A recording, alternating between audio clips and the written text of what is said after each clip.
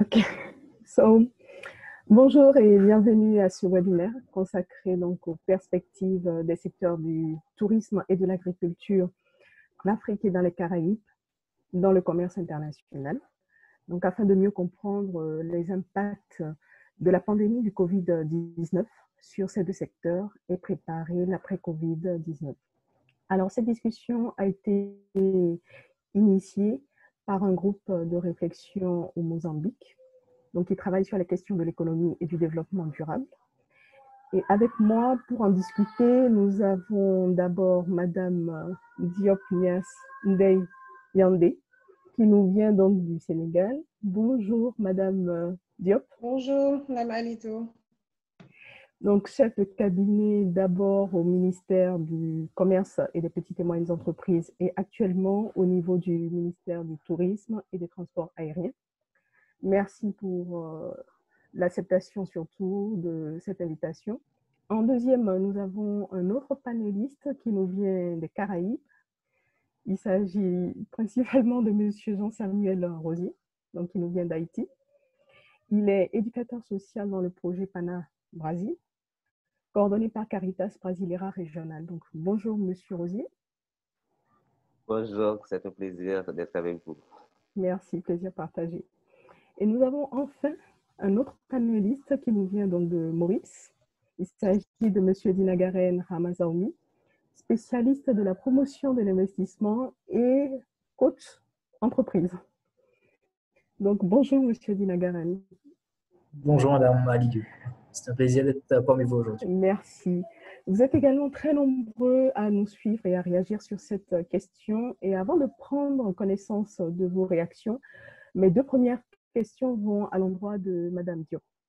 Alors, Madame Diop, de votre position stratégique, d'abord au niveau du ministère du Commerce et ensuite au niveau du ministère du Tourisme, quelle analyse pouvez-vous faire de l'impact de la crise du Covid-19 sur ces deux secteurs que sont l'agriculture et le tourisme, quand on sait très bien qu'au niveau de l'Afrique, l'agriculture reste la première activité ou en tout cas le premier élément d'exportation vers les autres pays, et le tourisme qui a commencé depuis 2017 à avoir une place très importante au niveau donc, du PIB de ces pays, donc au niveau de la croissance de nos États.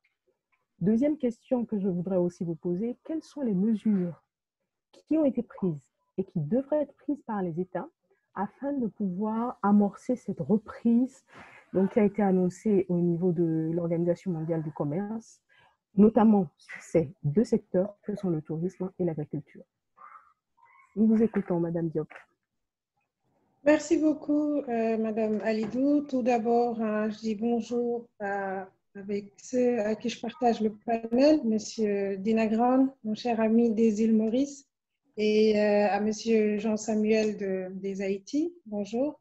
Et bonjour aux internautes aussi qui nous écoutent un peu partout à travers le monde. Alors, c'est un plaisir de partager aujourd'hui avec vous ce webinaire sur les perspectives des secteurs du tourisme et de l'agriculture en Afrique et dans les Caraïbes.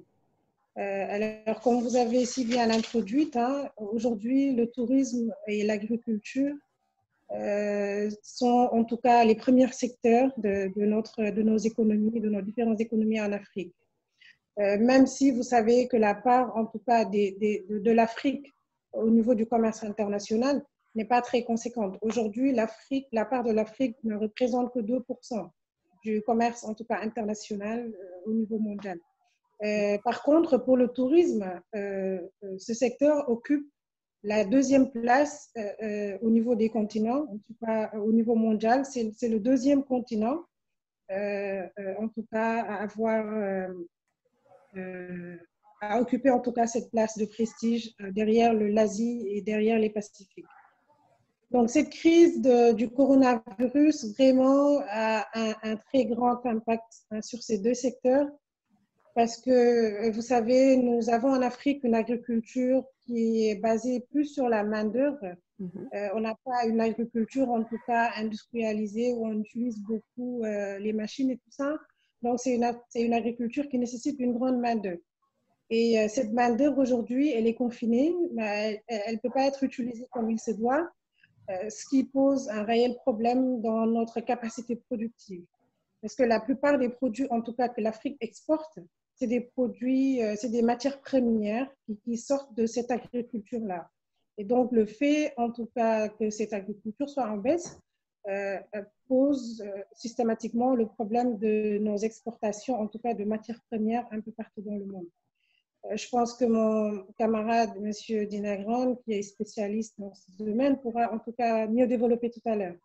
En ce qui concerne le tourisme, qui est un secteur que je maîtrise plus, je dirais même que c'est un secteur qui est aujourd'hui sinistré. C'est sinistré, pourquoi? Parce que les hôtels sont fermés. En tout cas, tous les grands lieux de rencontre grand public qui peuvent être attraits touristiques sont fermés. Les frontières sont fermées, les avions ne fonctionnent plus, sont à terre, les routes sont fermées. Donc, le secteur du tourisme est aujourd'hui un secteur qui est carrément sinistré et dont le lendemain, jusqu'à présent, est non maîtrisé. On ne sait pas jusqu'où ça va aller, la pandémie, on ne sait pas trop comment ça va évoluer. Là, on commence à reprendre petit à petit, mais c'est quand même triste. Je dis que c'est triste parce que, comme vous l'avez dit à l'introduction, entre 2017 et 2018, c'est un secteur qui était en plein essor en Afrique. En 2018, on était à 194 milliards de dollars de revenus touristiques, en tout cas en Afrique, ce qui représentait 8,5% du PIB de l'Afrique. Donc, c'est un chiffre énorme. Et c'est triste de voir que juste une année après, on se retrouve dans cette situation et que tout soit fermé, que tout soit à terre. Donc aujourd'hui, vraiment, c'est un secteur qui doit être assisté. C'est un secteur qui a besoin d'être suivi, en tout cas de très près pour la relance. Et si on sait que l'Afrique, en tout cas l'investissement aujourd'hui en Afrique, est financé en partie par l'étranger. Et on est aujourd'hui à un niveau, on peut le dire, de nationalisation. La globalisation, la mondialisation, tout ça, aujourd'hui, ça n'existe plus. Chacun est renfermé sur soi, c'est sauf qui peut, quoi. Et si on sait que, en tout cas, toute cette aide nous vient de l'extérieur, il faudrait maintenant que l'on repense à la donne, que l'on repense à nous autofinancer, qu'on puisse s'organiser de telle sorte que de telles choses, quand cela se reproduise, en tout cas, qu'on puisse être dans les dispositions pour riposter. Parce qu'on a eu beaucoup de mal. Par exemple, au Sénégal, la majeure partie du tourisme était focalisée sur l'extérieur. Donc, tous les touristes nous venaient de l'extérieur, de l'Europe, de l'Asie. Aujourd'hui, il n'y a plus tout ça. On est obligé de changer de stratégie. On est obligé de changer de stratégie. Et ce qu'on a fait, par exemple, on s'est basé sur le tourisme interne. À travers des slogans, aimer son pays, découvrir son pays, tout ça pour aider un peu à la relance du secteur touristique. Et le Sénégal, comme aussi beaucoup de pays aujourd'hui en Afrique, en tout cas, je dirais, les financements qui ont été mobilisés pour la relance justement de l'économie, la majeure partie a été consacrée au tourisme et au transport aérien. L'exemple du Sénégal, toujours, sur 100 milliards qui ont été mobilisés pour cette relance, 77 milliards ont été accordés au tourisme et au transport aérien à travers différents fonds de crédit pour justement la riposte et la relance. Donc, des fonds affectés à la compagnie aérienne Air Sénégal, des fonds affectés aux différents hôteliers, aux différents acteurs des secteurs du tourisme et des transports aériens.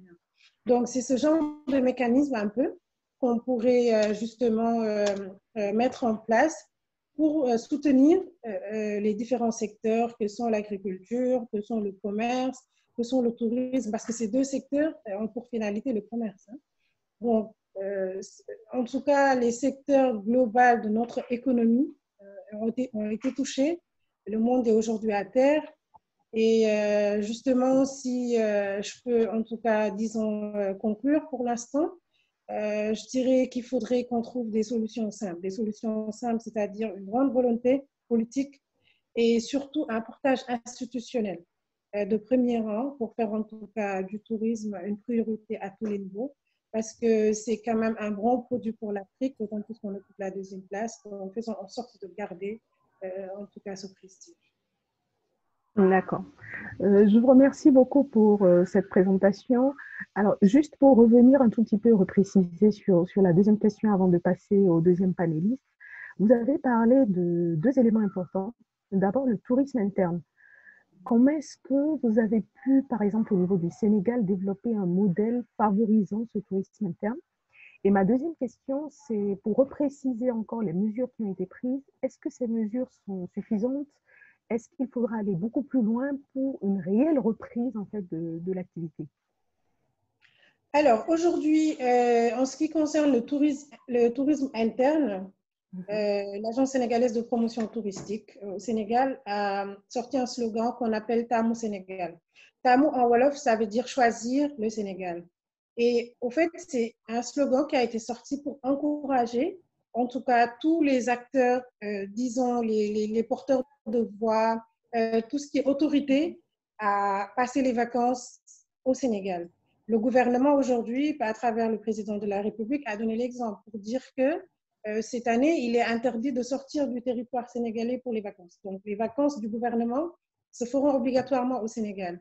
Et aussi, il y a une politique, en tout cas avec les acteurs touristiques, les hôteliers, les tours opérateurs, les vendeurs de voyages, pour essayer d'organiser des circuits à la découverte du Sénégal. Parce qu'il faut dire aussi que rien qu'au Sénégal, nous avons 7 patrimoines classés patrimoine mondial de l'UNESCO.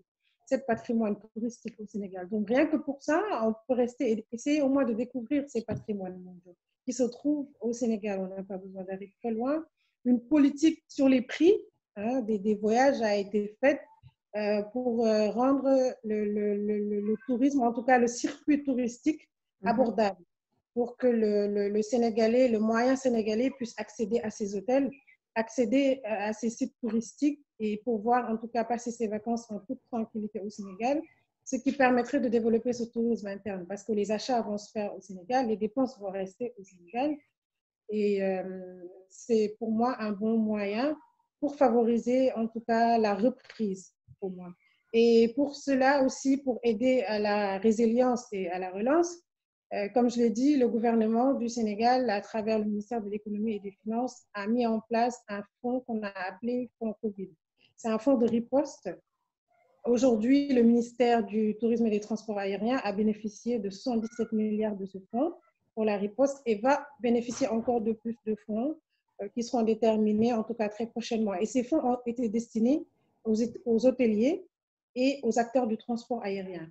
Donc, aux hôteliers pour tout ce qui est restructuration, rénovation, vraiment aux tours opérateurs pour tout ce qui est mise à niveau, en tout cas des services qui sont offerts au niveau du tourisme.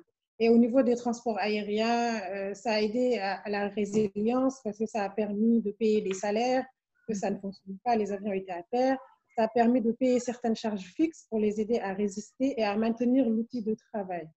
Donc, ceci sont des mesures qui ont été prises pour favoriser la relance et la reprise. D'accord. Merci beaucoup, Madame Diop. Je vais passer à Monsieur Rosier, qui nous vient d'Haïti, pour rester toujours dans la même optique et lui poser quelques questions. La première, c'est d'abord de savoir comment est-ce qu'il entrevoit la coopération entre les deux régions de façon à pouvoir amorcer la reprise au niveau des secteurs du tourisme et de l'agriculture, donc après la pandémie que nous vivons actuellement. Merci. D'accord. Vous m'entendez, n'est-ce pas? Oui. Oui, d'accord.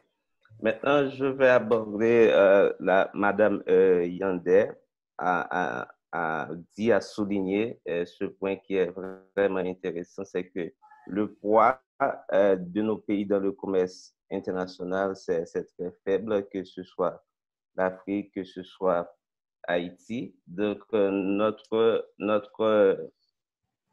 participation dans le commerce international est très faible. Et si on voit la participation, la coopération entre l'Afrique et les Caraïbes, il n'y a pas de grande coopération aussi entre l'Afrique et les Caraïbes parce qu'on cherche le plus souvent des coopérations avec les pays développés, le plus souvent.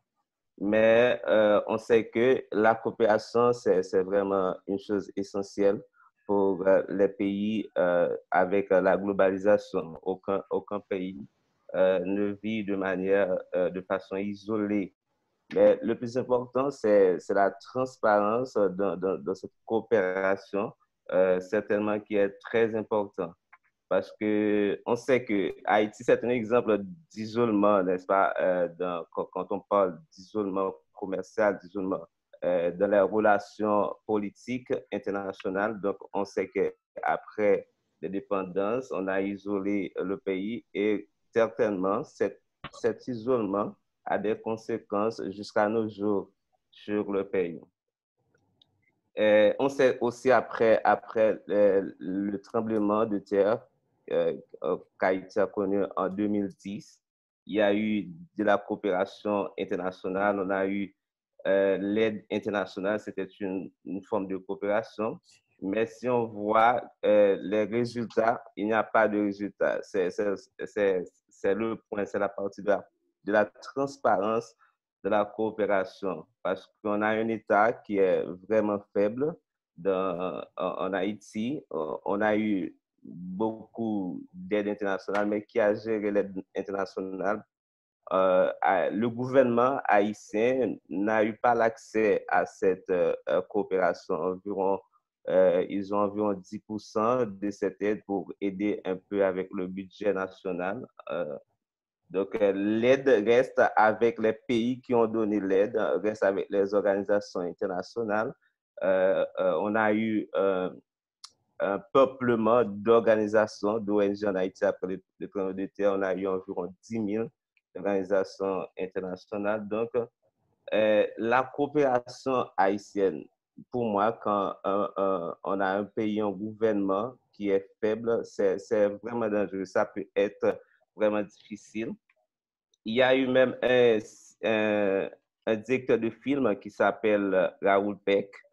Après le tremblement de terre, il a même appelé l'aide internationale, cette coopération, cette forme de coopération comme une assistance mortelle. Pour montrer comment ça a été vraiment compliqué, comment on n'a pas vu les résultats, on a mis des projets qui n'ont pas eu réellement des impacts positifs sur le relancement de l'économie, le relancement du pays. Donc, la coopération est bienvenue, c'est très important quand on vit actuellement de la globalisation, mais c'est la transparence entre le pays qui est un pays faible, qui est un pays qui n'a pas la bonne gouvernance et les autres pays. Donc, je crois que les Caraïbes, qui sont des pays réellement faibles, et l'Afrique pourrait voir ce chemin de s'approcher davantage, d'avoir de la coopération, que ce soit dans le tourisme. Les Africains peuvent visiter l'Haïti, Haïti peut visiter, développer cet aspect du tourisme entre ces deux régions. Je crois que c'est une chose vraiment importante dans ce sens. Alors, Monsieur Rosier, vous êtes un peu revenu sur certains éléments qui sont un peu, je dirais pas en contradiction avec ce que Madame Diop disait. Vous avez plutôt soutenu la question de la globalisation. Madame Diop pense que c'est la fin de la globalisation, donc je ne sais pas ce que vous en pensez. Puisque vous êtes revenu sur un élément très important à chaque fois, c'est la question de l'isolement. Un isolement qui n'aurait pas servi, par exemple, le cas d'Haïti. Et j'aimerais en savoir un peu plus par rapport à ce point. Sur l'isolement... non, sur les questions de fin de globalisation ou pas. Bon, parce que c'est important au niveau du commerce. Oui, la globalisation, on sait que il y a la question je peux dire, la question des chaînes internationales, les grandes entreprises qui opèrent à l'échelle internationale. On ne peut pas vivre en dehors de la globalisation, ça arrive. Donc, l'avancement de la technologie, tout ça. Donc, le plus souvent, on encourage les activités locales à faire partie des activités globales. Donc, c'est une chose qu'on pense qu'on peut avoir de upgrading, qu'on appelle ça, upgrading des activités nationales, des activités locales, quand les activités nationales, quand les activités locales opèrent en accord avec les activités globales, ça porte des bénéfices. C'est ce qu'on dit, c'est ce qu'on publie. Mais en réalité, quand on vit dans la réalité, on voit qu'il n'y a pas réellement des impacts importants dans les économies faibles. Parce qu'on comprend en Haïti, après le tremblement de terre, on a publié, on a dit que le tourisme va être le pilier de l'économie haïtienne. C'est ce qu'on a dit tout de suite après le tremblement de terre. On a eu des chaînes d'hôtels internationales qui sont entrées en Haïti. On a eu Oasis est en Haïti. Des chaînes internationales ont entré en Haïti pour dire que le tourisme va être un pilier pour l'économie haïtienne. Mais c'est ce qu'on a vu quand on prend le plan touristique haïtien, quand on lit le plan touristique haïtien, on voit qu'on a voulu développer un tourisme sur les côtes d'Haïti. Mais ce n'est pas un tourisme interne. On va construire des chaînes d'hôtels internationaux, on va construire des resorts sur les côtes. Les touristes vont arriver sur les côtes, ils vont rester sur les côtes, ils vont profiter les plages, ils ne vont pas circuler à l'intérieur du pays.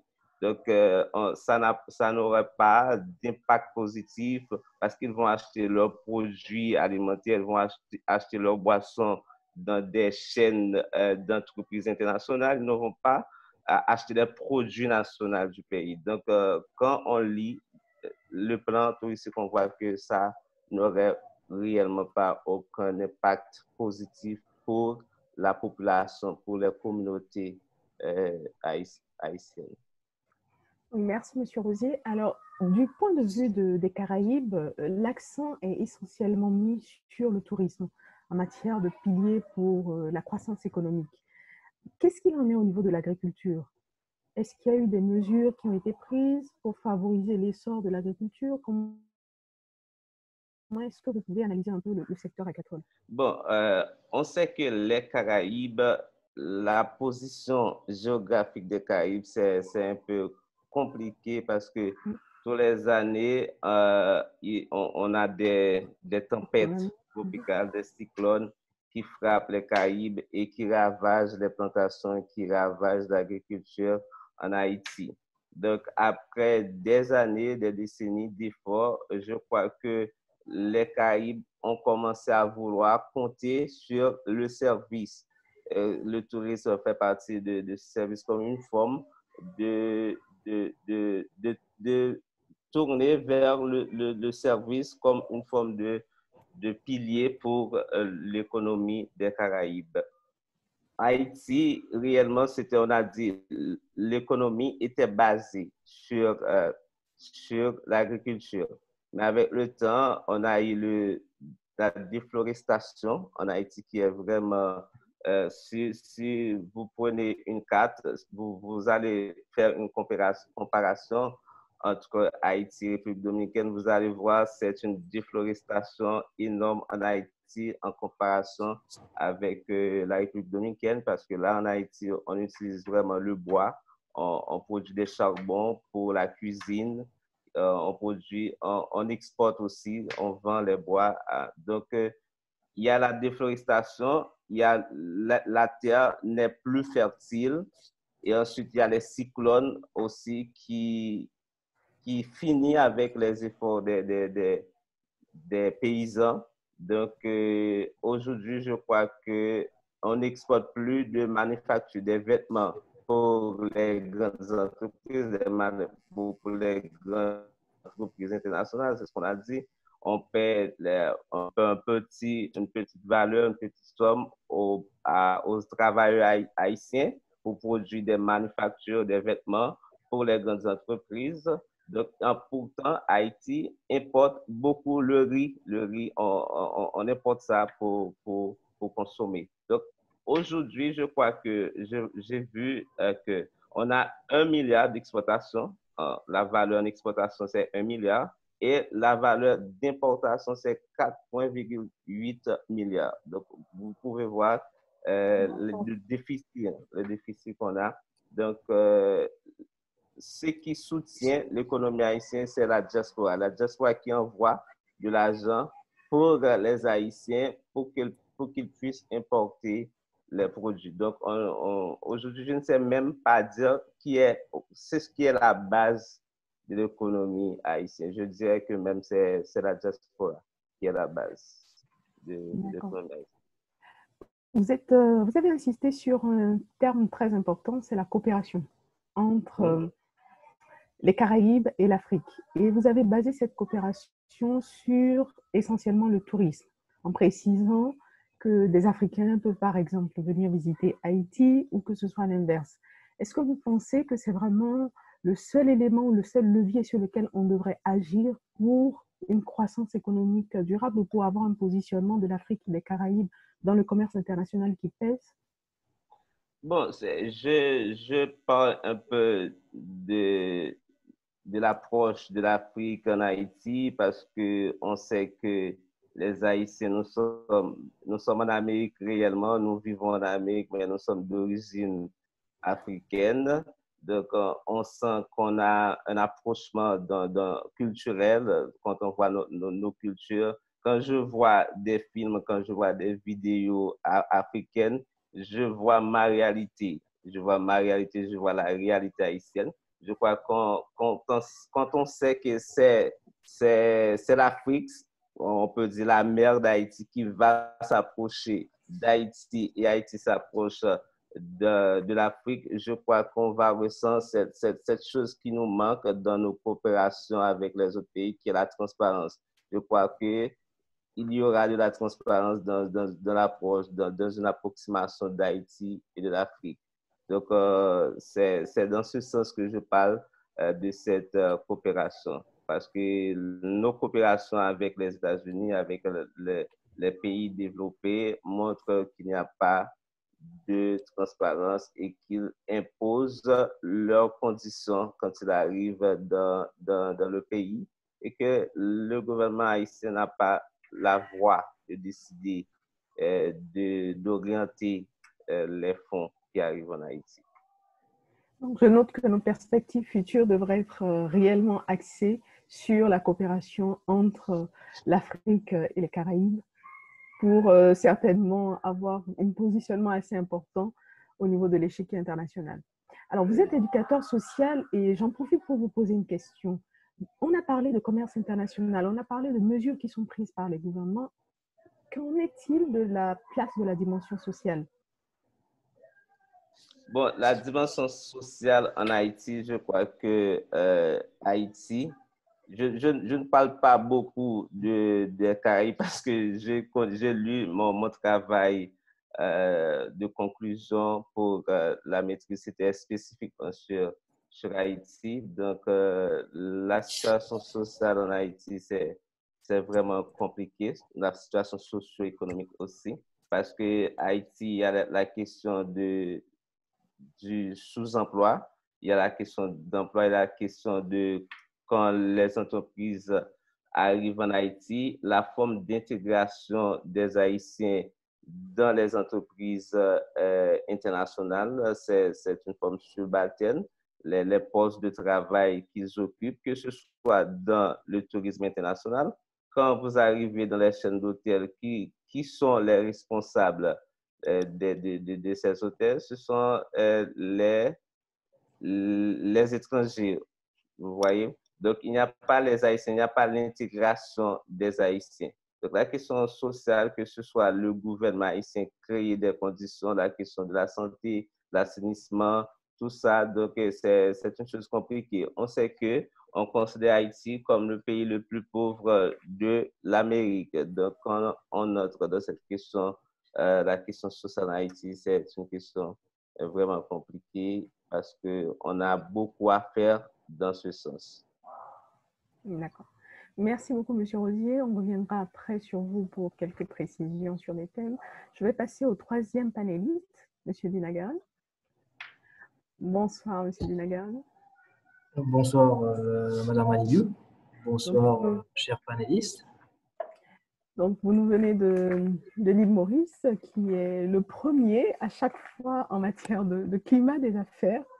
donc qui est le meilleur élève, on dirait, actuellement. Et en tant que spécialiste au niveau de la promotion de l'investissement, j'aimerais vous poser la question de savoir quels sont les investissements qui doivent être réalisés par nos États quand on prend l'Afrique, les Caraïbes, pour essayer de dynamiser le secteur donc, de l'agriculture et le secteur du tourisme. En fait, pour ma réponse, je vais vous parler un peu de la situation actuelle à l'île Maurice, que ce soit dans le tourisme et que ce soit dans l'agroalimentaire. Et par la suite, je vais vous formuler quelques recommandations générales à adopter par les pays africains et les pays des Caraïbes. Tout d'abord, à l'île Maurice, le tourisme contribue à hauteur de 8,6% du PIB. Et l'apport en devises étrangères se chiffre à environ 60 milliards de roupies annuellement, qui équivaut à 1,5 milliard de dollars.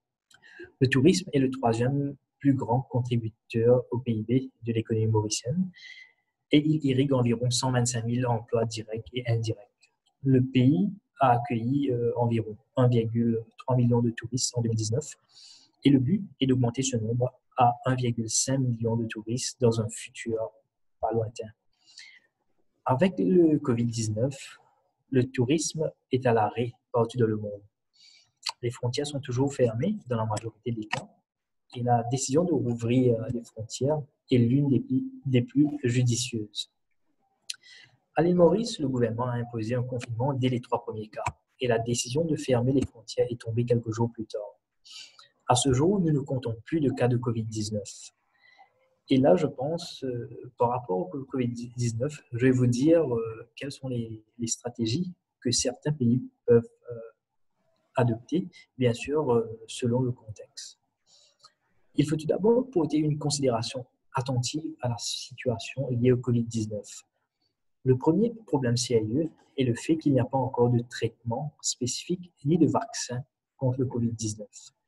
Les dangers doivent donc être soigneusement pesés avant d'ouvrir les frontières pour accueillir de nouveau le tourisme.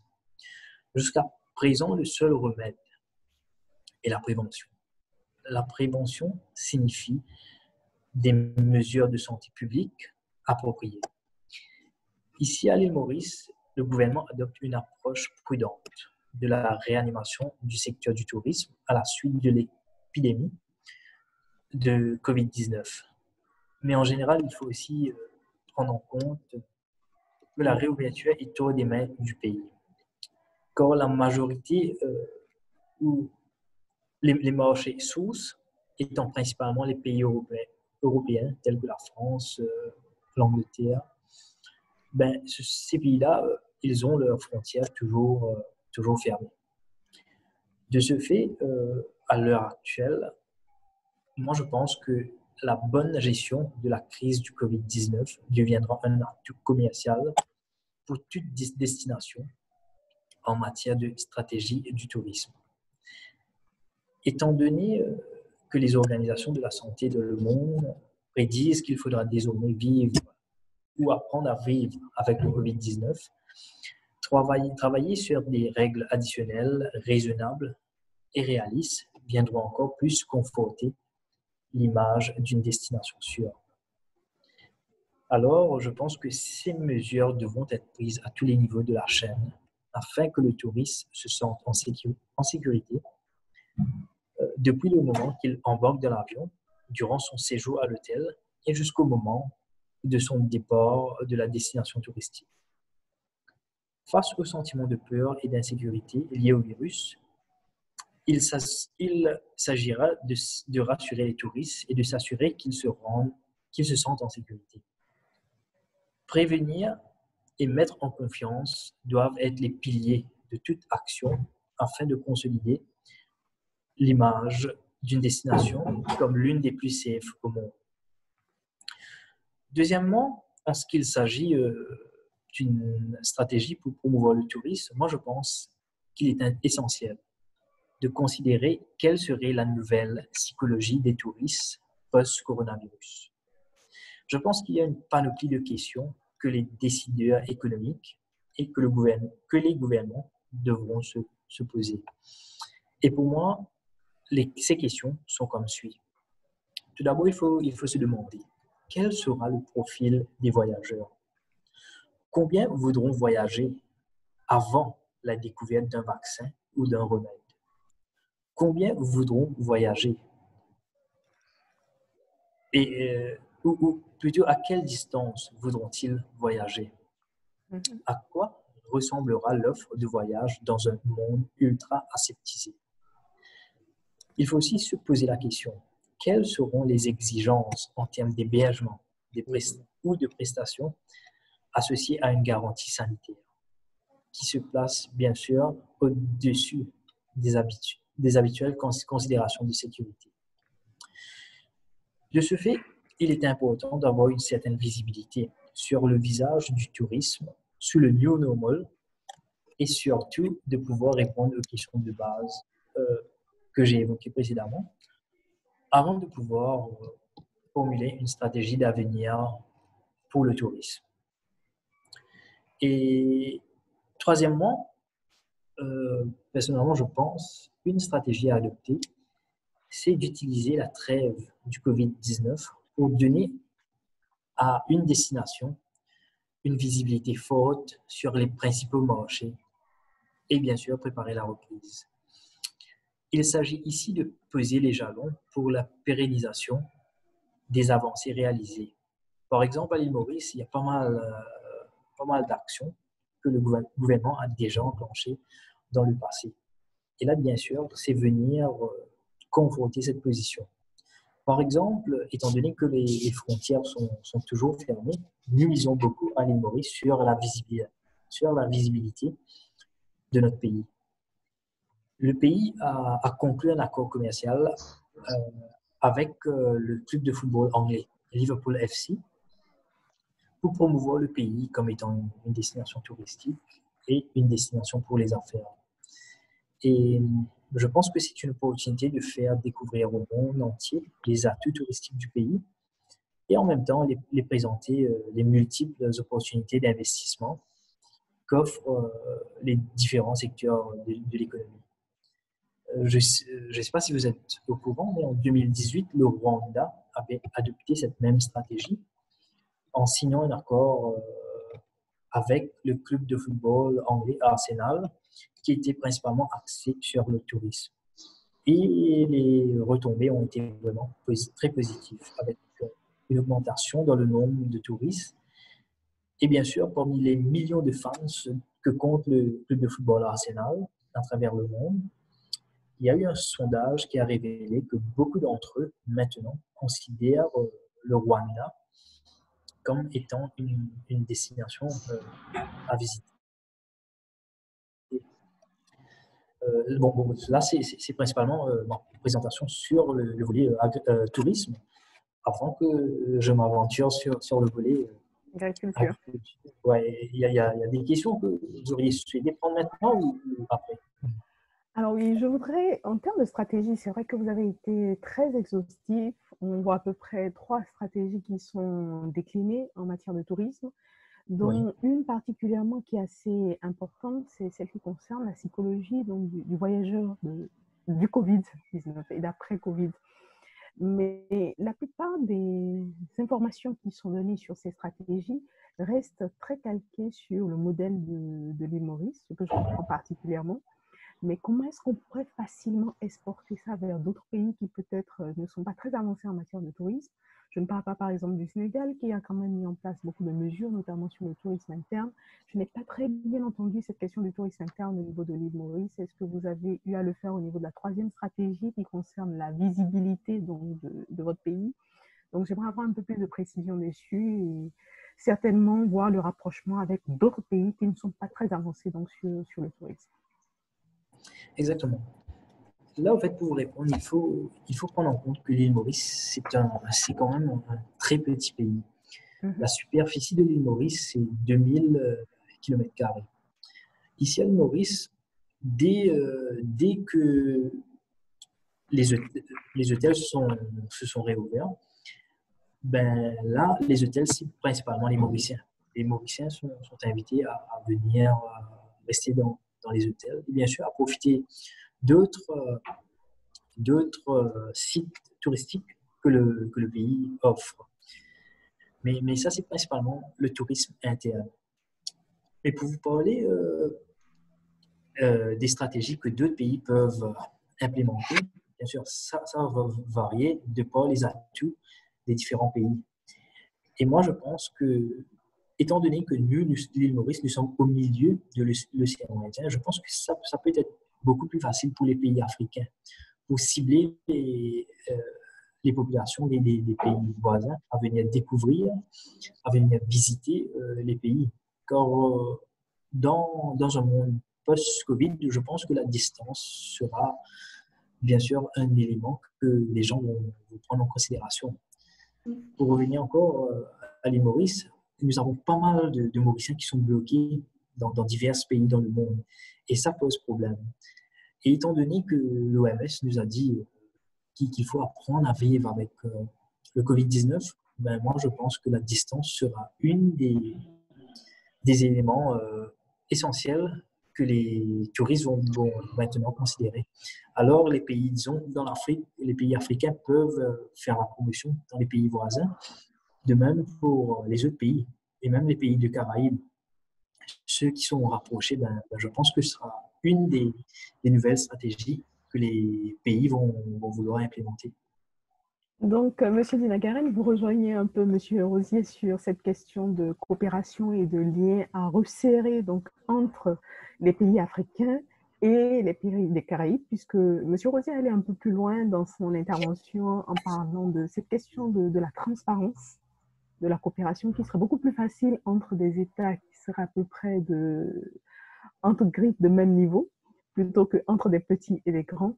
Et je pense que vous êtes un peu dans cette optique. Exactement. En fait, ici à l'île Maurice, nous avons des accords avec pas mal de pays, que ce soit des pays africains et des pays en Europe.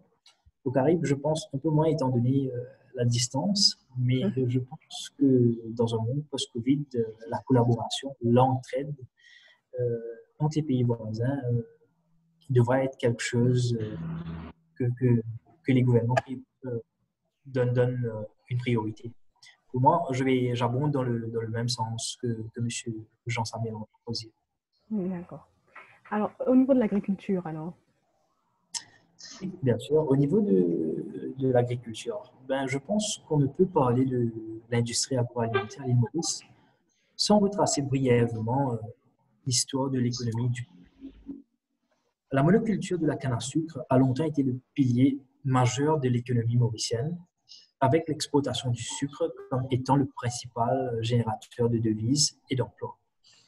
Avec l'avènement de l'industrie du textile et le développement du tourisme, couplé par les fluctuations brutales et l'effondrement des cours du sucre, l'agriculture a quelque peu été reléguée au second plan. Aujourd'hui, l'agriculture contribue à hauteur de 3,2% du PIB, avec toujours la canne à sucre comme étant le principal contributeur. Il est aussi important de faire ressortir que l'île Maurice est un importateur net de produits alimentaires avec une facture alimentaire avoisinant les 35 milliards de roupies par an, qui équivaut à environ 375 millions de dollars. Mis à part la production de volailles et de légumes où le pays prône l'autosuffisance. Et là, bien sûr, pour vous parler un peu des stratégies que les différents pays peuvent implémenter dans le cadre de la promotion du secteur de l'agriculture, moi, je pense que la première stratégie, c'est vraiment de mettre l'emphase sur les ressources humaines et encourager une classe qui prend maintenant de l'ampleur, c'est la classe d'agripreneurs. Les agripreneurs sont vus comme une nouvelle génération d'entrepreneurs qui combinent leur amour pour l'agriculture à leur skill, leurs compétences pour servir des entreprises. Ils adoptent très souvent la voie de l'ajout de valeur à leur production agricole en visant à produire après transformation ou non et il conditionne des aliments pour apporter des meilleurs choix aux consommateurs. Il est aussi important de faire ressortir ici que l'agripreneur réussit souvent à sortir du cadre et trouve des opportunités là où les autres n'en voient aucune. Deuxième stratégie, je pense qu'il est primordial d'investir dans des technologies de pointe et promouvoir l'adoption de capteurs, de drones, d'applications sur smartphone, voire même dans un futur proche, investir dans des robots agricoles autonomes. Je pense que c'est déjà le cas dans les pays avancés tels que l'Europe et aux États-Unis. Mais par contre, dans les pays du Caraïbe, les pays africains, je pense que nous sommes loin derrière en ce qui concerne l'adoption des outils technologiques. Mais je pense que graduellement, il nous faudra réaliser que pour vraiment faire du progrès dans ce domaine-là, il nous faudra avoir recours aux outils technologiques. Car cela va nous permettre de diminuer la pénibilité, d'optimiser le temps de travail et surtout augmenter la productivité. Un troisième point, je pense qu'il nous faut aller plus vers l'agriculture raisonnée. L'agriculture raisonnée est un mode d'agriculture qui prend en considération le respect du bien-être animal, de l'environnement et de la santé du consommateur. Dès lors, l'agriculteur doit se conformer au fonctionnement de son écosystème local et s'adapter aux règles de la nature sans vraiment la presser. Pour revenir en dernier à l'île Maurice, l'objectif principal pour l'agro-industrie ici à l'île Maurice est la réalisation de l'autosuffisance. Comme j'ai mentionné précédemment, l'île Maurice étant un petit pays avec une superficie de 2000 km², le gouvernement a pris plusieurs initiatives au cours du dernier budget et qui sont d'ailleurs déjà au stade de l'implémentation pour pouvoir se donner les moyens pour être autosuffisant. Là, je vais vous parler de 3 mesures avec qui on va essayer d'encourager plus de monde à rejoindre l'agriculture. En premier, il y a la mise en place d'une banque foncière centralisante et qui est aussi accessible au public. Le but est de mettre en relation les propriétaires fonciers, ceux qui ont des terrains, avec les producteurs agricoles qui sont dans la majorité des cas, ils n'ont pas vraiment les ressources, ils n'ont pas les terrains pour pouvoir faire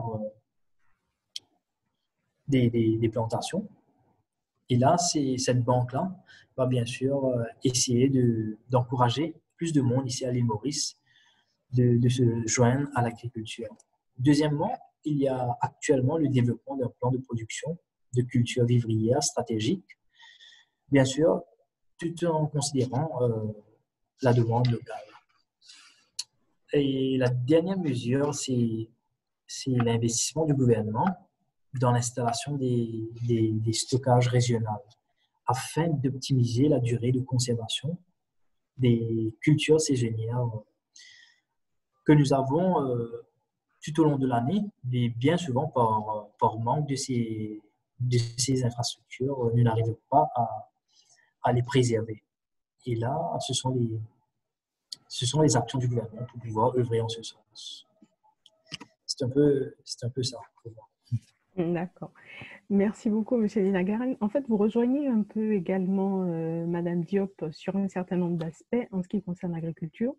La question déjà de l'absence ou de la faible mécanisation de notre agriculture qui reste quand même, je vais dire, un peu plus familiale ou peut-être rurale.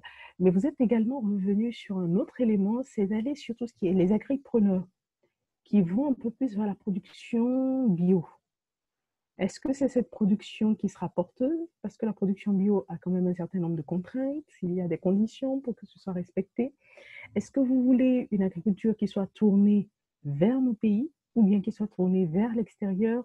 Est-ce qu'il y a la question de l'agro-industrie, de la transformation sur place? Comment est-ce que vous voyez tout ce maillage de façon à ce que les chaînes de valeur, la crise qu'on a au niveau des chaînes de valeur d'approvisionnement ne soit plus répétée et que nos États puissent avoir un positionnement qui soit assez important au niveau donc de l'échiquier mondial? Merci. Bien sûr. Au fait, je pense que la situation à l'île Maurice est un peu différente de la situation dans les autres pays. Nous, au fil des années, nous nous sommes tournés plus vers euh, les secteurs manufacturiers et aussi les secteurs des services. Ce qui fait que, au fil des années, les Mauriciens ont quand même un peu délaissé tout ce qui est agriculture. Et là, le but du gouvernement, c'est de faire l'agriculture un des contributeurs les plus importants à l'économie mauricienne. C'est pour cela qu'ils souhaitent vraiment redonner un peu de la valeur à ce secteur-là, non en uniquement essayer de promouvoir l'agriculture, mais essayer d'inviter les gens qui sont déjà qualifiés ou qui ont des capitales pour maintenant faire partie du secteur de l'agriculture. Et là, pour revenir à l'autre question, bien sûr, ce sera une production plus tournée vers l'île Maurice pour nous aider à être autosuffisants. Car nous importons quand même pas mal d'aliments. Et là, le but, c'est vraiment de ne pas revivre l'expérience que nous avons vécue au début de COVID-19, où il y avait vraiment une crainte dans la population que nous n'ayons plus de stock. Alors, c'est un peu dans cette logique-là que la promotion de ce secteur-là revient au devant de la scène. Alors, je vais rester dans cette même optique et m'adresser maintenant à Madame Diop, parce qu'on parle d'agriculture, mais agriculture, c'est bien. Si vous avez parlé de rupture tout à l'heure, si nous avons aussi l'industrie qui permet de transformer nos produits agricoles et de pouvoir consommer sur place. Donc, le cas du Sénégal, est-ce que c'est un cas assez particulier en matière d'autosuffisance? Donc, pour un peu faire la comparaison avec l'île Maurice. Donc, Madame Diop. Oui, merci. Donc, le Sénégal, en tout cas comme pas mal de pays en Afrique, est un pays qui dépend plus, en tout cas, des importations alimentaires. Et comme je l'ai dit au début, la plupart, en tout cas, de nos produits sont importés. Et ce qu'on exporte en général, c'est des produits issus, des matières premières issues de l'agriculture, parce que justement, nous ne disposons pas de cette industrialisation-là pour transformer, en tout cas, beaucoup de nos matières premières. Des efforts sont en train d'être faits dans ce sens. Et la production, en tout cas, le produit le mieux aujourd'hui produits exportés, je pense que ce sont des produits issus de l'horticulture. Le Sénégal commerce aujourd'hui beaucoup, en tout cas avec l'Afrique, sur plein de pays issus de l'horticulture.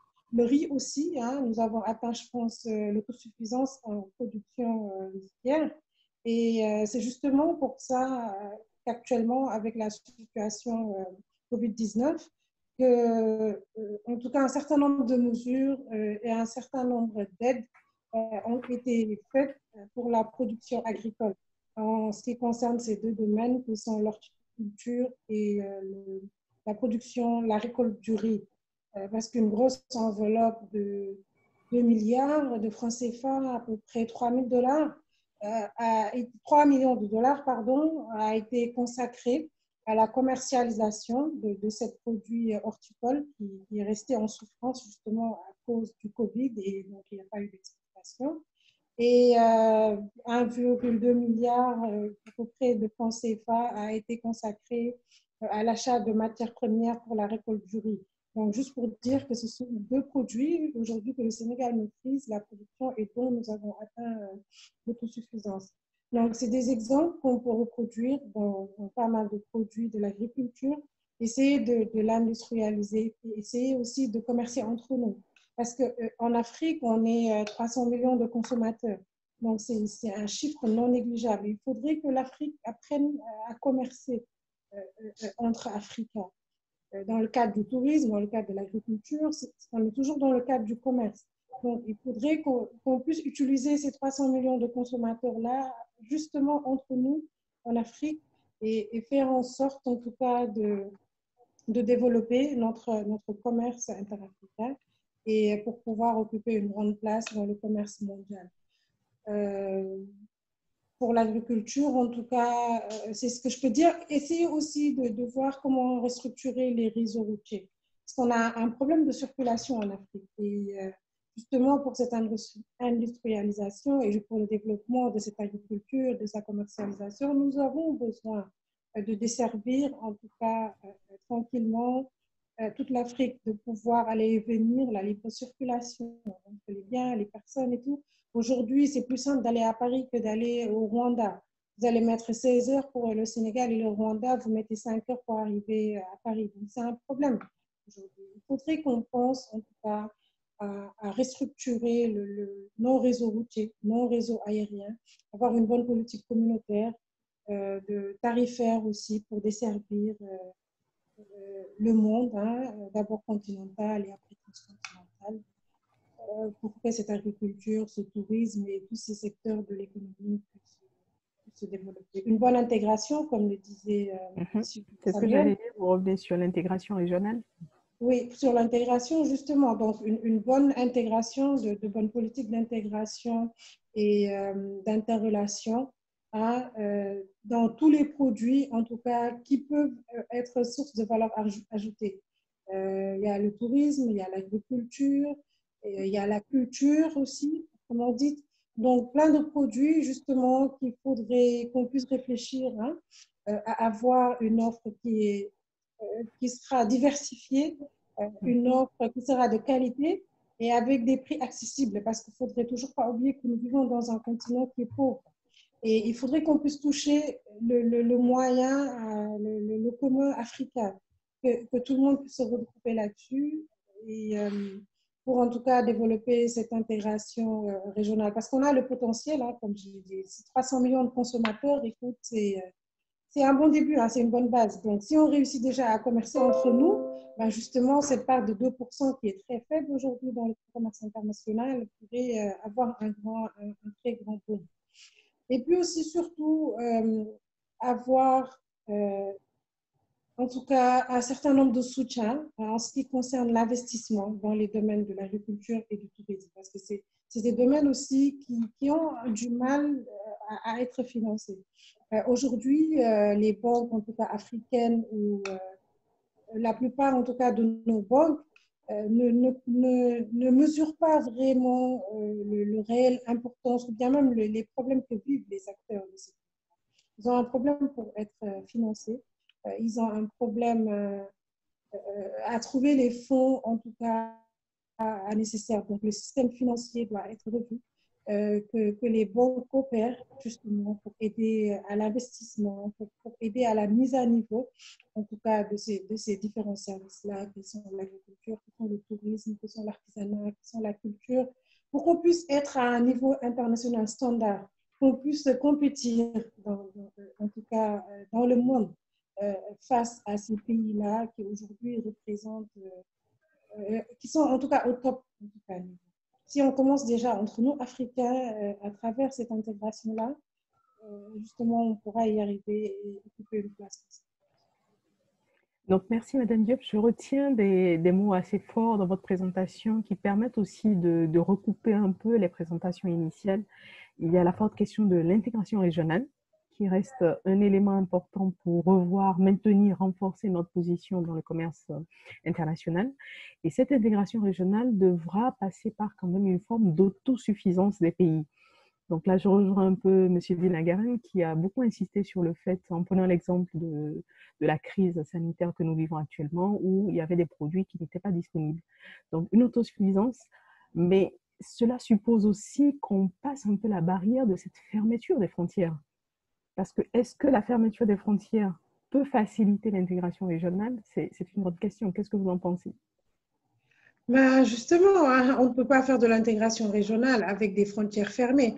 C'est ce que je disais, tout faire pour aider, en tout cas, à cette circulation-là libre des personnes et des biens. Pourquoi ne pas penser à un système de visa unique, par exemple, en Afrique? J'ai donné l'exemple pour aller au Rwanda et pour aller à Paris. Donc, le réseau aérien doit être restructuré de telle sorte que pour bouger en Afrique, que ce soit simple. Le réseau routier aussi doit l'être pour que justement cette intégration régionale-là puisse être réelle et puisse se faire. Avec des Mais fonds. La question sanitaire demeure. Et c'était en fait l'intervention de M. Dinagaren. C'est-à-dire, même si nous avons un visa unique qui nous permet de circuler un peu partout, nous devons vivre avec la COVID-19. Ah ben alors, oui. Voilà. Oui, exactement. En cette période de Covid, c'est vrai que nous sommes dans une situation de restriction, mais dans une période post-Covid, je dirais, c'est en ce moment-là qu'il faudrait justement penser à ce système de visa unique et à cette libre circulation des personnes et des biens. Actuellement, comme je l'ai dit au début, on est à l'heure de la nationalisation. Chacun est renfermé sur soi, c'est chacun pour soi. Même si l'Union africaine, les Nations unies, ben, chacun de son côté essaie de voir comment aider l'Afrique. Mais ce n'est pas en tout cas chose de fait. Il faudrait qu'on apprenne à vivre de nos propres ressources, qu'on apprenne à vivre de nos propres moyens parce qu'on a ce qu'il faut. On a la matière première et c'est justement, comme vous l'avez dit, essayer d'investir dans tout ce qui est industrialisation, dans tout ce qui est transformation pour donner en tout cas un peu plus de valeur à nos produits agricoles et aux différents produits touristiques, culturels, artisanaux. On puisse être à niveau. C'est ce que j'appelle la mise à niveau en tout cas de nos produits. D'abord en interne, et puis après, post-Covid, bien sûr, préparer la relance et puis attaquer. D'accord. Et au-delà de l'offre diversifiée dont vous avez parlé, je pense que c'est toujours en lien avec les questions de l'agriculture, de la transformation de nos produits agricoles. Cette offre diversifiée est aussi confrontée à la question du financement, parce que même si on veut parler de commerce international, le secteur financier joue ou est un acteur, en fait, je veux dire, une pierre angulaire indispensable pour que la réalisation de tous nos projets ou de toutes nos stratégies soit une réalité. Ce secteur financier, vous avez parlé un peu de la frilosité par rapport au secteur agricole. Est-ce que vous pouvez nous le préciser un tout petit peu? Alors, quand je dis que les banques sont un peu frileux en ce qui concerne le tourisme, en ce qui concerne des activités comme l'agriculture, c'est parce que justement, ils n'ont pas trop confiance, je crois. Ils n'ont pas trop bien compris les enjeux, justement, qui sont dans ces secteurs-là. Aujourd'hui, le secteur agricole en Afrique, moi, je vous dis l'horticulture, par exemple, au Sénégal, qui constitue la première activité d'exportation en Afrique.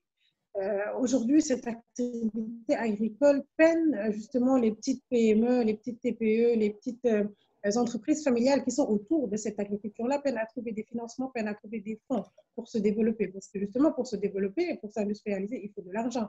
Et si on a du mal à avoir ces fonds de ces banques privées, nationaux, internationaux, ça pose problème. Donc, c'est pour ça que je disais que les banques devraient apprendre, en tout cas, à faire plus confiance à ces activités-là et se dire que c'est des activités qui sont pliées dans nos économies africaines.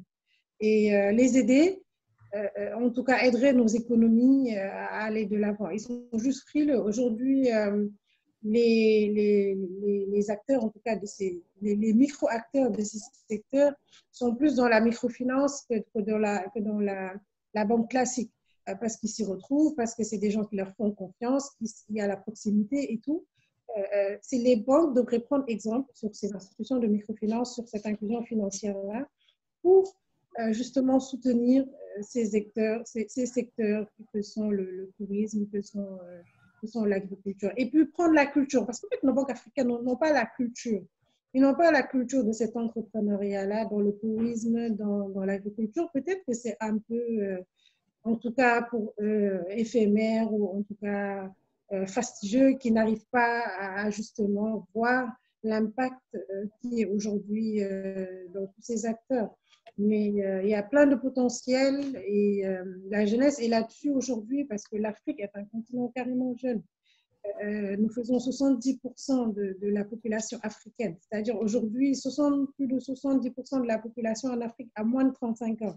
Ça, c'est un potentiel non négligeable. Et ce sont ces jeunes-là qui sont aujourd'hui tournés dans l'agriculture avec des concepts nouveaux, l'agrobusiness, avec tous ces beaux concepts que M. Dinagran a développés tout à l'heure. Donc, du coup, les banques devraient apprendre en tout cas, à faire confiance à ces micro-entrepreneurs-là et puis essayer d'adopter justement cette culture de financement de ces différents petits secteurs.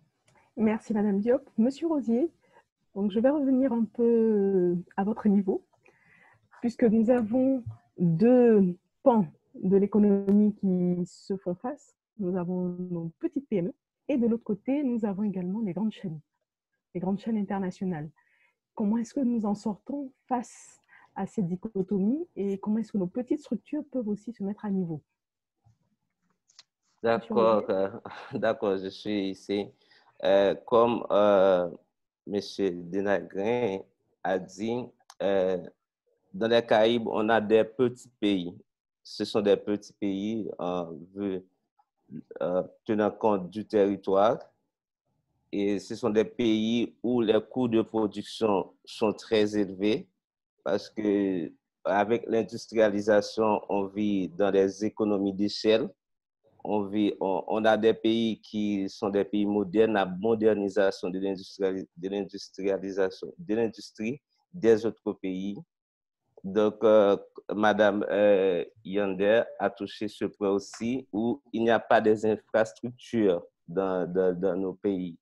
Donc, je crois que Haïti se trouve dans cette position où il n'y a pas l'énergie électrique. C'est un point vraiment difficile. Donc, pour que l'industrie, le service, pour que tout fonctionne, il y a des coûts. Donc, les industries doivent avoir leurs propres sources d'énergie. L'État ne fournit pas ça à un coût moins élevé. Tu vois, le transport, la compétition en termes d'exportation, c'est un défi pour Haïti. Et on sait que Haïti a connu des décennies aussi d'instabilité, que ce soit politique. On a eu la dictature dans les années 80 et après, on a eu la démocratie a commencé en Haïti dans les années 90, mais on a c'est ce qu'on appelle l'instabilité. Difficilement, un gouvernement arrive à terminer son mandat. Donc, cette difficulté empêche aussi d'avoir des investissements des propres haïtiens, des propres investisseurs haïtiens, parce qu'on ne peut pas prévoir, on ne peut pas faire des projections sur l'économie. On ne sait pas ce qui va arriver dans 3 ans, dans 5 ans. Même pour les investisseurs internationaux aussi, c'est un peu compliqué. Donc, on sait ce qu'on doit faire. On essaie de faire les choses, mais on commence, on peut dire, on a commencé un projet et après, avec l'instabilité, on doit recommencer tout à nouveau. Donc, la question de l'intégration de l'économie dans l'échelle internationale, c'est une chose importante parce que, comme Madame Yander a dit, donc on a des potentialités dans nos pays. On a la culture haïtienne, c'est une chose vraiment importante. Et on a, même dans l'agriculture, on a des potentialités. Il y a une huile qu'on produit en Haïti qui s'appelle vétiver. C'est une huile, le marché haïtien est considéré à 50%. C'est une huile qu'on utilise dans les grandes marques de parfums internationales. Donc, on a des rhums, on a de bières, mais on ne produit pas. On n'a pas d'économie d'échelle en Haïti. Les coûts de production sont très élevés. Je crois que c'est ce point qu'on devrait toucher en Haïti. On devrait voir la question de l'énergie, la question des infrastructures, travailler sur la compétitivité à l'exportation, que ce soit des services, que ce soit les produits qu'on a des potentialités en Haïti, comme je dis, le vétiver, l'huile du vétiver qui représente environ 50% du marché international, qu'on a des rhums qui a remporté des prix à niveau international, on a de la bière, on doit profiter quand ça arrive de travailler la question d'économie d'échelle, de pouvoir être plus compétitif à niveau international. Je crois que c'est là. Mais la grande question pour Haïti, je crois il y a bien des décennies, c'est l'instabilité politique pour le moment. Merci, M. Rosier. Vous avez fait une excellente transition vers M. Dinagaren. La question que je voudrais poser, la dernière question posée à M. Dinagaren, c'est de savoir quelles sont les stratégies que doivent déployer nos deux zones, donc l'Afrique et les Caraïbes, pour cette fois-ci attirer des investissements qui seront porteurs de croissance. C'est possible pour vous de me reposer la question? Oui, quelles sont les stratégies qui doivent être déployées par nos différentes zones, nos différentes régions, les Caraïbes, l'Afrique, pour attirer cette fois-ci des investissements porteurs de croissance? Bien sûr. Tout d'abord, moi, je pense qu'il nous faudra attendre la période post-Covid pour savoir comment les frontières s'ouvrent. Parce que là, je vais quand même revenir, étant donné que c'est ma spécialité, je vais quand même revenir à l'île Maurice. Nous avons quand même pas mal de stratégies qui sont déjà en place pour attirer l'investissement. Mais le gros souci, c'est que les frontières demeurent toujours fermées. Et là, même si nous avons les frontières qui sont ouvertes, on se pose la question, qui sont les gens ou à quelle fréquence est-ce qu'ils viendront dans notre pays pour investir? Je pense qu'il y a quand même il y a beaucoup d'interrogations qui se posent par rapport à ça. Combien de temps ça va prendre? Et aussi, quelle est la volonté des gens? Est-ce qu'ils vont changer d'idée? Est-ce qu'ils vont vouloir investir dans leur pays au lieu de venir chez nous pour investir? Alors, c'est quelque chose qui reste toujours incertain. Et là, je pense qu'il faut venir avec des alternatives. Car ici, à l'île Maurice, nous prenons quand même une politique d'ouverture. Il n'y a pas de contrôle sur tout ce qui est devises. Et là, je pense que ça aide quand même.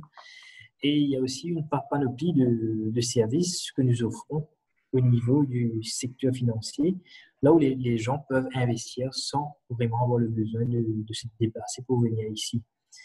Mais moi, je pense que le new normal, les gens voudront avoir une autre visibilité sur les affaires.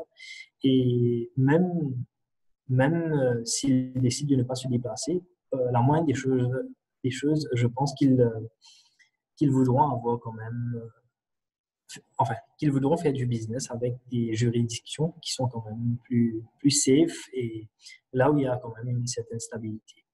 Pour moi, je pense encore, je vais revenir à l'image du pays qui peut encourager les gens à venir investir. C'est un peu ça. D'accord. Donc, on revient essentiellement sur l'utilisation aussi des technologies, parce que certains investisseurs ne voudront peut-être pas se déplacer, mais quand on parle de l'agriculture, quand on parle du tourisme, ils voudront investir dans quel type d'activité selon vous? Quelles sont les activités de demain? Pour le tourisme à l'île Maurice, les investissements sont principalement dans tout ce qui est les guest houses, les gîtes, les hôtels. Ce sont les investissements que nous souhaitons attirer dans le domaine du tourisme à l'île Maurice. Et aussi, pourquoi pas venir avec des nouvelles offres. Étant donné que nous essayons d'élargir le choix des marchés, principalement, actuellement, nous sommes à servir les marchés européens. Mais là, nous essayons de viser les marchés asiatiques, les Émirats arabes unis, voire même les marchés africains. Alors, il nous faut comprendre les profils de ces touristes-là. Alors, pourquoi pas attirer des investissements qui sont en lien avec les choses que ces gens-là aiment. Ça, c'est une part. Et d'autre part, possiblement pour tout ce qui est agriculture, c'est encore les technologies. Comment ces gens-là peuvent venir ici à Maurice pour nous aider à rendre plus efficients les systèmes des gens en place. D'accord. Alors, nous sommes bientôt à la fin de notre webinaire, mais avant de clôturer, nous allons refaire rapidement un petit tour, mais quelques précisions un peu sur les éléments saillants qui sont sortis de cette discussion. Je mets en tête la question de l'intégration régionale, qui est très, très importante. pour favoriser un meilleur positionnement de l'Afrique et des Caraïbes dans le commerce international. Je note également la question surtout des infrastructures, la question d'une forte volonté politique, puisqu'on a souvent entendu Mme Diop parler de la volonté institutionnelle, donc il faut que les États accompagnent, donc les entreprises accompagnent les secteurs de façon à ce qu'ils puissent avoir de l'attrait déjà, parce qu'il ne faut pas oublier que ce sont des secteurs qui emploient essentiellement des jeunes et des femmes, donc ce sont des secteurs sensibles. Au-delà de ça, je note la question forte de nos technologies, mais attention, des technologies qui doivent être quand même adaptées. Parce que quand je prends le secteur de l'agriculture, vous êtes plusieurs fois revenu sur une question d'autosuffisance, mais également d'agriculture un peu bio. Donc, il faut regarder le parallèle avec tout ce qui se fait au niveau des pays développés pour essayer d'avoir peut-être ce qui convient à peu près à nos États. Et ce qui convient à nos États, il faudra bien sûr avoir une meilleure analyse de la demande intérieure dans nos États. Technologie, volonté politique, intégration régionale. Je vais maintenant poser une dernière question pour un rapide tour de table, en commençant par Mme Diop. Selon l'OMC et les économistes de l'OMC, nous avons, je vais dire, évité l'hypothèse pessimiste parce que les États se sont rapidement pris en charge et ont mis en place un certain nombre de mesures pour faire face donc à la pandémie que nous vivons actuellement. Et pour les économistes de l'OMC, il y a une relance possible, donc après cette crise que nous traversons. Et j'aimerais que vous nous disiez en quelques mots quels sont les défis de nos différentes régions. Madame Diop. Alors, aujourd'hui, le défi post-Covid, il est énorme hein, et se trouve dans principalement tous les domaines. Tous les domaines aujourd'hui ont été touchés, ont été impactés. Et les grands domaines, en tout cas, qui ont plus été touchés, on les a parcourus. Il s'agit justement du domaine agricole, avec nos pays qui vivent principalement de produits importés. La fermeture des frontières a amené pour certains pays une rupture de certains produits. Pour le domaine du tourisme, qu'on a aussi beaucoup évoqué aujourd'hui, qui se trouve sinistré et impacté. Donc, pour la période post-Covid, les défis resteront énormes. C'est, comme l'a dit M. Dinagran, comment faire pour rassurer les touristes après cette période Covid-19. Quel sera le profil du voyageur. Donc, tout ceci sont en tout cas des études qu'on devrait en tout cas penser, repenser et voir comment faire en sorte que ces choses-là puissent changer, puissent être développées. Aujourd'hui, si on prend le cas par exemple du Sénégal, que je maîtrise, où l'État a mis en place un certain nombre de mécanismes et a pensé à soutenir en tout cas les acteurs impactés, je l'ai dit tout à l'heure, à travers l'agriculture. 2 milliards de francs CFA ont été consacrés à l'agriculture horticole et aux riz, et un certain nombre de projets de jeunes particulièrement et de femmes ont été financés avec une enveloppe non négligeable de plus de 700 groupements de femmes et de jeunes pour financer justement les petits projets agricoles. Et dans le tourisme aussi, beaucoup de moyens ont été mis en place. Rien que dans le cadre de la résilience, il y a 77 milliards de francs CFA qui ont été consacrés au tourisme et au transport aérien. Et actuellement, le plan de relance est en train d'être dessiné par le ministre de l'économie et de la coopération internationale.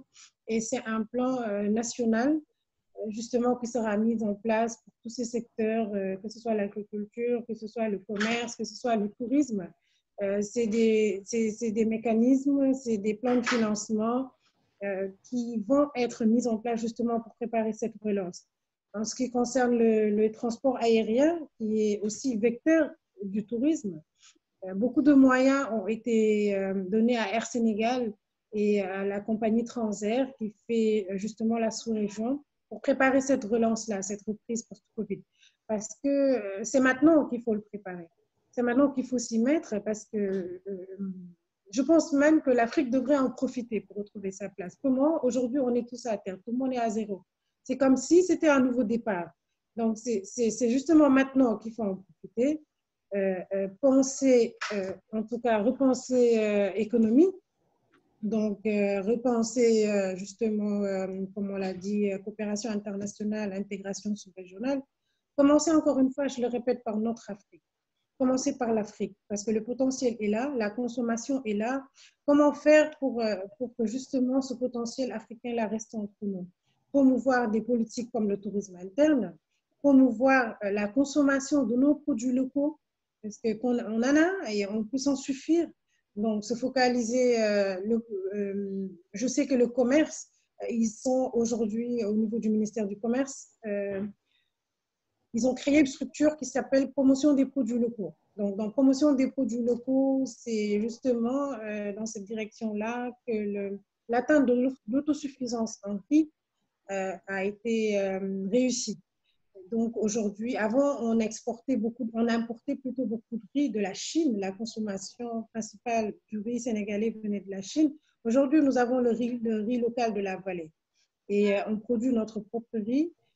Je pense que c'est un exemple à multiplier pour que vraiment que l'Afrique se réveille, qu'on puisse se dire qu'on peut, nous, entre Africains, commercer et se développer, prendre enfin notre place dans le commerce international, dans le commerce mondial, mettre à niveau nos produits, je reviens là-dessus, c'est très important, mettre à niveau nos produits et puis diversifier nos expériences. Parce qu'aujourd'hui, si vous voulez, quand le touriste il vient en Afrique, il ne cherche pas le luxe, je veux dire. Le luxe, il peut le trouver à Dubaï ou ailleurs. Quand il vient en Afrique, c'est pour de nouvelles expériences. C'est pour voir autre chose. Donc, on peut se focaliser sur nos patrimoines naturels. On a la savane, nous avons la faune et la flore. Donc, faisons en sorte, je disais tout à l'heure, rien qu'au Sénégal, nous avons 7 patrimoines classés patrimoine mondial de l'UNESCO. Nous avons l'île de Gorée, nous avons le parc ornithologique, nous avons plein de choses. Et c'est un peu partout en Afrique pareil. Si l'Afrique occupe aujourd'hui la 2e place en termes de région vendeur de produits touristiques, c'est quelque chose de non négligeable. Donc, faisons en sorte, post-Covid, de garder ce rang, si on ne peut pas prendre la première place, en tout cas de garder en tout cas ce rang-là. Et au niveau du commerce international, justement, privilégier l'intégration sous-régionale pour pouvoir atteindre notre place.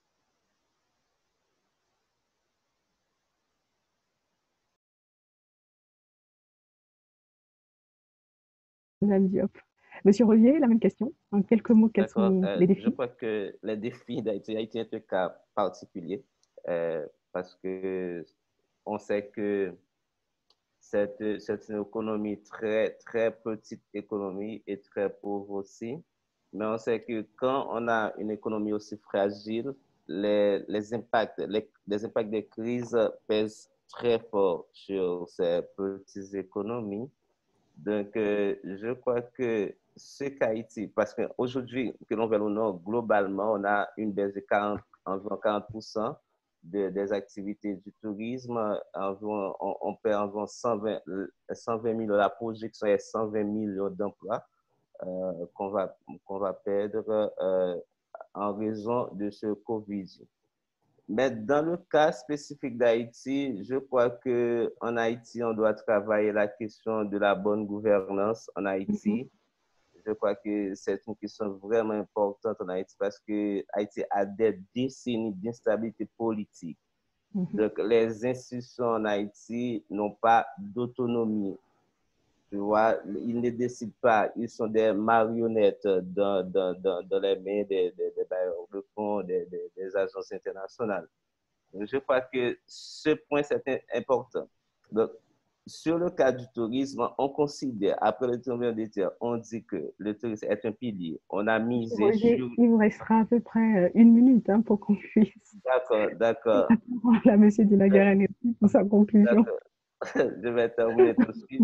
Donc, je crois qu'on doit renforcer les institutions, on doit investir dans des écoles de formation pour la population des communautés, pour qu'ils puissent avoir des postes clés dans le développement de ce tourisme et développer aussi le tourisme intérieur dans le pays. Non un tourisme dans les côtes du pays. Je crois qu'en gros, c'est ça. Merci beaucoup, Monsieur Rosier. Monsieur Dinagaren, la même question.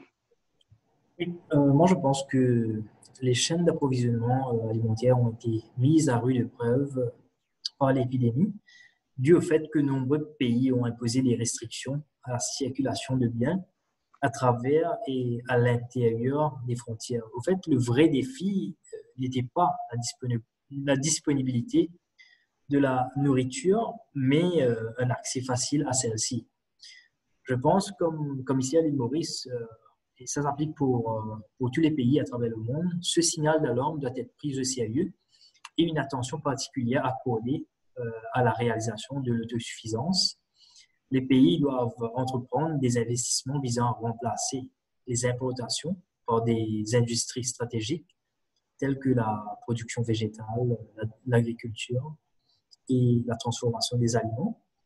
Et pour revenir au tourisme, l'industrie a été vraiment durement touchée par les mesures nécessaires prises pour contenir la pandémie. Et il semble peu probable que le secteur reviendra bientôt à la normale. Même après la levée progressive des mesures de confinement, je pense que les entreprises survivantes continueront de faire face aux défis d'une reprise probablement très lente. Et là, je vais revenir, juste pour faire un petit résumé, je pense qu'il est important pour que les différents pays se préparent à la reprise en essayant de comprendre en premier la psychologie des voyageurs dans l'ère du New Normal et bien sûr continuer à promouvoir l'image de la destination à travers des visites virtuelles en ligne, de sites et aussi d'autres attractions à travers le pays afin de continuer à susciter l'appétit et de garder les visites reportées vivantes dans la mémoire des touristes. Aussi, repenser le secteur et faire de la promotion dans des pays plus rapprochés peut aussi être une stratégie. Merci. Merci beaucoup, Monsieur Dinagaren. Je vous remercie tous pour ces échanges qui ont été très, très enrichissants. Et portez-vous bien, bon retour dans vos foyers respectifs et surtout, stay safe. Merci. Merci beaucoup. Merci. Au revoir. Au revoir. Au revoir. Au revoir.